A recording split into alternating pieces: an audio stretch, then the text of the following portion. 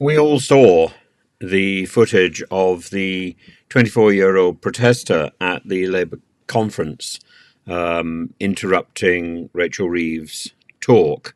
And the man who has asked for anonymity but has been reportedly called Jack was dragged out of the conference. He was dragged across to the end of the row, and then suddenly he disappeared from view. And the the level of brutality was quite astonishing. In fact, there's a screenshot that I've got, which I'll put up here, which shows the marks on his neck, which are a result of his being dragged out. Now, you'd think that he was dragged out by a security agent, that Labour would have got security staff in to stop protesters if they were no longer a party of protest. Tom Harwood, the GB News person, says, and I'm going to quote the tweet. He says, "New Wolverhampton councillors have got in touch to tell me they are sure the man who throttled the protester in the hall is Wolverhampton Labour councillor Harbinder Singh." And it's extraordinary. Tom Harwood calls the protester a Hooray Henry protester who shouted, "Stop arming Israel, stop funding oil," before being throttled and bundled out of the hall. The security at the conference were wearing uniforms, but the person who held this lad in a choke is in a suit. And it wasn't just Harwood who was saying this. A former Labour independent councillor called Celia Hibbert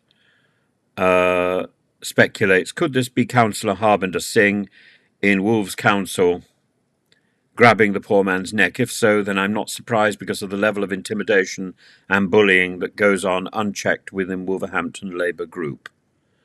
Richard Leonard says, grabbing this protester by the throat was an unnecessary and disproportionate use of force. When Walter Wolfgang was manhandled out of the conference hall in 2005, and of course later, if you remember, Tony Blair apologised about it. The Labour Party apologised to him. We should do the same now. This intolerance of dissent is abundant and is an astonishing thing to behold from a party that has prided itself on marching and protesting. But the spectacle of Jack Straw being confronted by Walter Wolfgang, I think is something that needs to be remembered. And I'm hoping to talk to some people about this later on this week or maybe early next week.